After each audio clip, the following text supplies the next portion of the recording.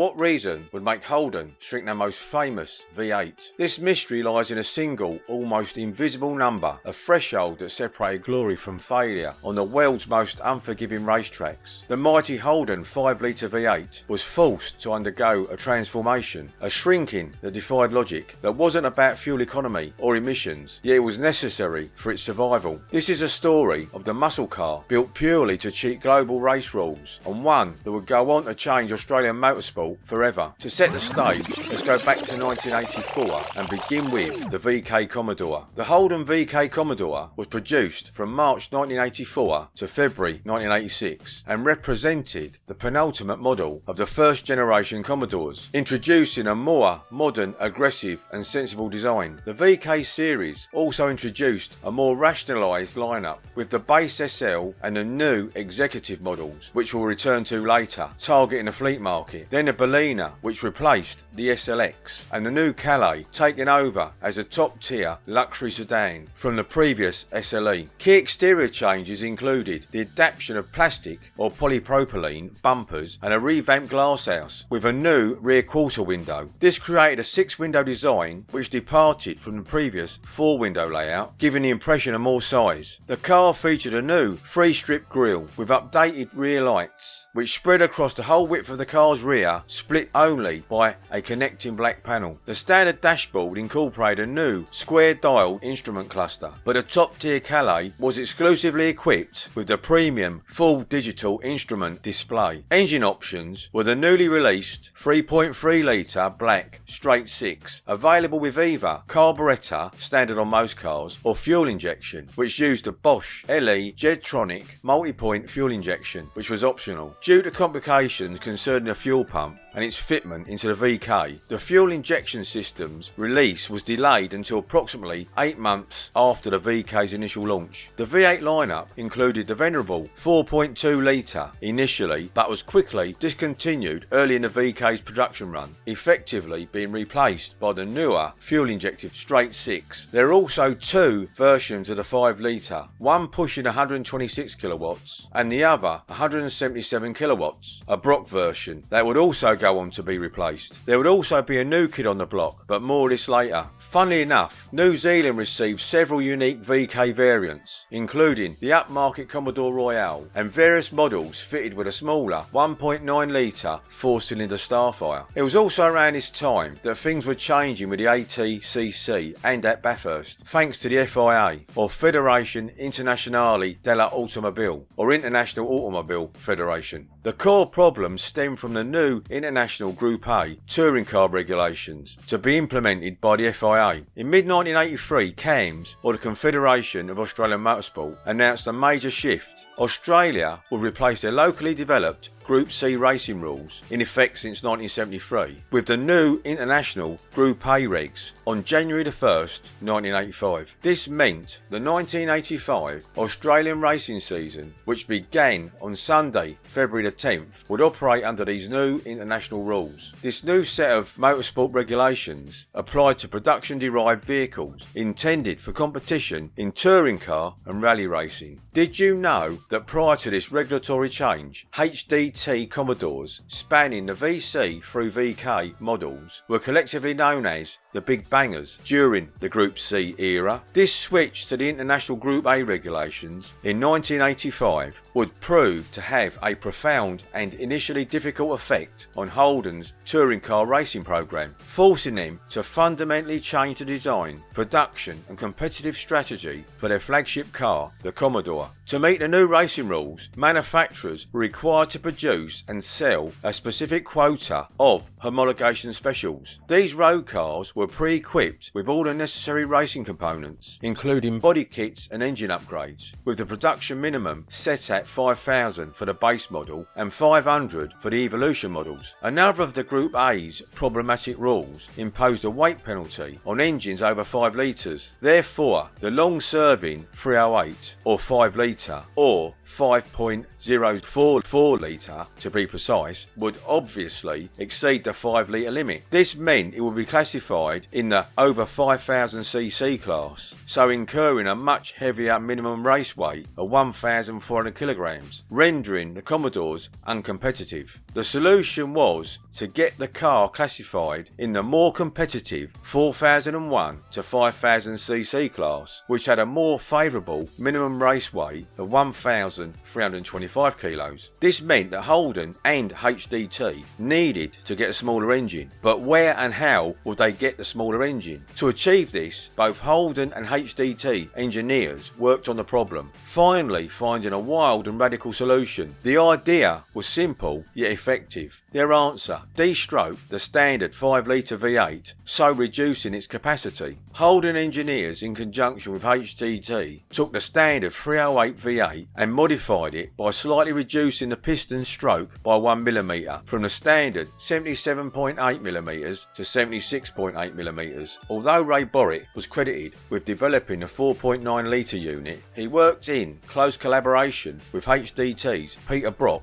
and chief engineer Larry Perkins. This reduced its capacity to precisely 4.987 litres and would be known as the 4.9 litre or option A9L. This reduction successfully allowed Holden to homologate the car into the lighter and more competitive weight class. To aid performance, Holden would also have to focus heavily on aerodynamics, which led to the creation of a number of distinctive body adaptations and wheel styles. With the engineering work complete, the focus now shifted to the HDT Special Vehicles operation, led by Peter Brock, who would be responsible for creating the necessary low-volume, high-performance road cars for homologation purposes. But to find out how, let's just rewind for a minute back to 1979 and take a quick look at how HDT Special Vehicles operations came about. Back in 1979, and despite HDT's success at that time, Holden withdrew its factory support for the team, reasoning that with Ford's exit in 1978, competing solely against privateer Holden teams was pointless. Following Holden's decision to withdraw its factory support, the team was consequently put up for sale. This major change prompted John Shepherd to step down from his role as team boss. With this, Peter Brock urgently appealed to the dealer network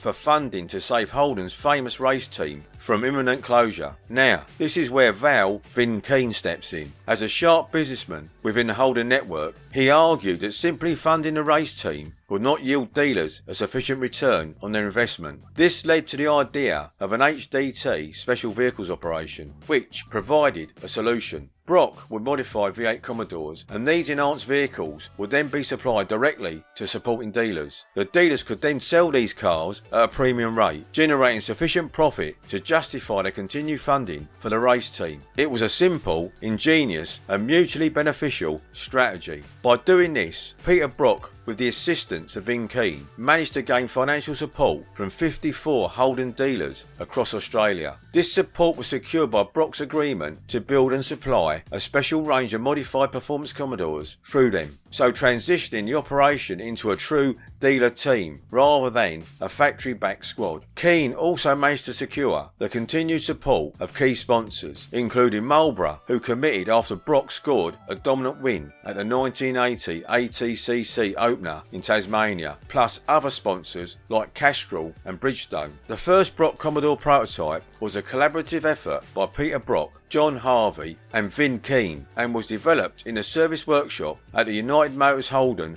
dealership in Mile End, South Australia. This partnership between Brock's HDT and Holden became unique and highly successful, resulting in some of Australia's most coveted high-performance road cars. Fast forwarding back to 1984, and in preparation for the switch in regulations, Peter Brock had begun designing a new model based on the Holden VK Commodore. He chose the executive model, which was aimed at the fleet market. Lacking luxury features like power windows, it was naturally lighter, making it an ideal candidate for racing homologation. You see, the V8 powered executive models provided HDT with a more robust starting platform and often had specific structural bracing or heavier duty components installed by Holden. Originally intended for the police pursuit vehicles, known as the Police Pack or BT1 option code. One source even mentions Brock showing the interior designer his chosen turquoise cloth in March 1984. The design and adaptation to the upcoming FIA regulations was well underway throughout late 1984 and early 1985. The production process started with Holden assembling the executive spec sedan bodies with V8 engine provisions at the Dandenong plant. These bodies were then shipped to Peter Brock's HDT Special Vehicles facility, where HDT performed a number of extensive mods, including installing a unique 4.9 litre or 304 cubic inch Group A engine, the specific Group A body kit and the heavy duty suspension plus custom interior. The road-going HDT VK SS Group A was produced in a mandatory run of 500 units, or slightly more, as we will find out later, and all would be finished in its distinctive Formula Blue colour. Although production officially began in March 1985, HDT initially planned to complete the run by June 1985 to meet the crucial August 1st racing deadline, but things wouldn't go their way. You see, while CAMS required 500 road-going versions to be built before the car could compete, the production schedule was unfortunately delayed significantly by hold-ups on essential imported parts. The 500 original Group A models were eventually completed by October, followed over the next couple of months by an additional 50 special editions, or should I say 48, known as the HDT, Commodore, SS, Group A, Group 3s. These follow-up cars featured a full Group 3 exterior and interior treatment, and which I'll be looking at shortly. As a direct consequence, with the deadline being missed, the SSVK Group A would now not be able to race until 1986, meaning HDT was forced to compete throughout the whole of the 1985 season using its older VKs. As the Australian Touring Car Championship and James Hardy 1000 at Bathurst adopted the FIA Group A regs in 1985, the field was now opened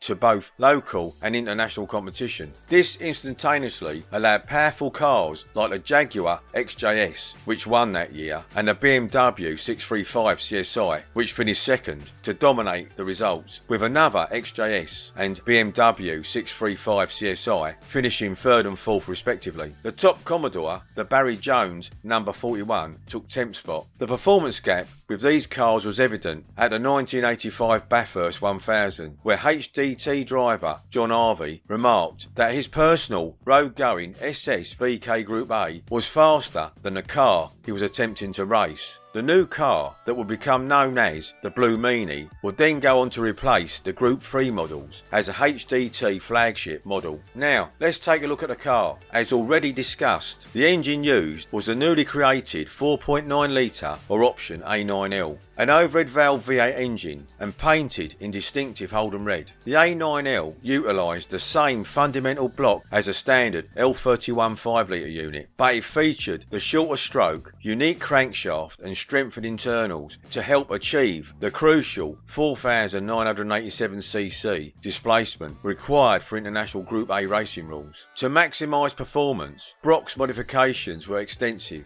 beginning with special B-cast cylinder heads for improved flow, which were mated to a larger port-matched intake manifold and HM tubular headers. Internal enhancements included a double row timing chain and roller rockers, all working in conjunction with highly radical crane camshaft. This powerful setup was fueled by a meticulously tweaked Rochester 4-barrel downdraft carburettor, drawing air through its single HDT cold air intake. The compression ratio was 8.8 to 1, pushing 196 kilowatts and giving a 0 to 100 kilometers per hour in 7.65 seconds and 0 to 400 meters in 15.6 seconds. Power was sent to the wheels via the good old M21 4-speed manual transmission, which was standard. However, HDT also fitted a 5-speed manual, the Getrag T5, as an option for an extra $2,850. This drove through a GU4 308/1 final drive with a G80 limited slip differential to the rear wheels. These cars also received the same Group 3 suspension kit but tuned to suit Group A racing requirements, using independent McPherson struts at the front and a live axle with trailing arms and panhard rod at the rear, which included Bilstein shocks and uprated springs. Stopping was achieved using 281mm vented discs at the front and paired with 281mm solid discs at the rear. The wheels used on the Blue Meanie were a 16x7" HDT aero or aero-directional alloy wheels. The wheels were manufactured with separate left and right side directional spokes, a design choice made specifically to promote airflow and cooling over the brakes. To further enhance their aerodynamic efficiency, the wheels included a large flat centre cap that completely covered the wheel centre. Peter Brock initially wanted the HDT's 16x7 aero rims to be white as a nod to earlier racing liveries, but he and Holden ultimately agreed that the Polaris silver colour would be better as standard. Despite the silver polish finish being standard, the white format was offered as an option, which many owners chose to replicate the colour commonly seen on touring cars. These wheels were shod with 225/50 VR16 Bridgestone Potenza tyres. For interest, VR in VR16 gives a speed rating of the tyre. These were rated for speeds over 210 km/h, which was appropriate given the car's top speed of around 215 km/h. These HDT aero wheels are now incredibly popular in the aftermarket scene, with the modern HDT Heritage Series Blue Meanies featuring much larger scaled up versions, often 19 or 20 inches, to fit contemporary brakes and tyres while still maintaining the unmistakable aero design. The interior of the Blue Meanie was upgraded from the executive and featured special high-performance seats sourced from the renowned German manufacturer Schiel. These were heavily bolstered bucket seats designed to hold the driver and front passenger firmly in place during spirited driving and cornering. Trimmed in a specific cloth often referred to as cerulean blue, they were in fact a combination of cerulean blue and a herringbone pattern tweed cloth, which gave the car's interior its distinctive bright 1980s look. Funnily enough, New Zealand got a sporty VK Commodore, the GTS, which also got the same cerulean blue interior as the Blue Meanie, but not with the Schiel seats. Also fitted were a Momo gear knob and a 350mm Momo Monte Carlo steering wheel, which was finished in black leather with thick anatomical grips. As a matter of interest, Momo was founded in 1964 by racer Gio Piero Moretti. The name Momo comes from the first two letters of his surname, Moretti, and his track of origin, Monza. As a performance car, it included a proper tachometer as part of its sports instrumentation package, but didn't receive the fully digital or vacuum fluorescent display dashboard that debuted on the Calais, as this was considered too problematic for racing. These cars also received the iconic Peter Brock stereo radio cassette, but with only 2 speakers. Being no frills, these cars had crank-up windows, although air conditioning was standard. All models could be identified as SS Group A's by their build plates on the glove box door, which showed the build number, i.e. 279, of a total of 500 built plus Group A. VK SS Group A models were all painted exclusively in a single shade of blue known as Formula Blue, which had a specific paint code 1B123. However, the story goes that when Peter Brock first saw the pre-production exterior colour, he remarked, "The race car blue doesn't quite match the interior, which is a greenish blue." Holden's styling boss, Phil Smood, pointed this out, but instead of accepting it, Brock decided to solve the problem himself. He took the original colour, added a tinter and invented a specific shade now known as Formula Blue. For your reference, a tinter is essentially a high concentrated pure pigment paste that is added to a base paint to create a specific colour or shade. Although the colour is incredibly similar to Mobil's Colour Blue, Mobil being the team's primary sponsor at that time, Formula Blue was Brock's own creation, not Mobil's standard blue. This is where the VK gets its name, the Blue Meanie. Blue because of the colour Formula Blue, and Meanie due to its more aggressive stance. So, Blue Meanie. This car also carried unique exterior badging. The front fenders carried the SS logo, plus Group A and Peter Brock signature. The SS logo was also placed solely on the front edge, passenger side of the hood, with the boot carrying the SS logo on the driver's side. In recognition of the Commodore's Bathurst wins, both rear fenders featured the winner's wreath, listing the years 82, 83 and 84, plus first. This motif surmounted the HDT logo and the Commodore V8 badging. The car was also distinguished by its large Group A front air dam and revised, more aerodynamic front grille. It was also fitted with a sharp one-piece Group A rear boot lid spoiler. This element was significantly larger than those on standard VK SS or Group 3 models, as its design was necessary to achieve the improved aerodynamics and downforce for Group A racing homologation. Each car received a HDT build plate located in the engine bay on the firewall in front of the passenger. This plate confirms the build number, in this case 2254, which is the car's sequential production number within HDT's entire history, the date 585 indicating the car was completed by HDT in May 1985, and finally the model GA standing for Group A, which specifically confirms that the vehicle is a genuine VK Commodore SS Group A or the Blue Meanie.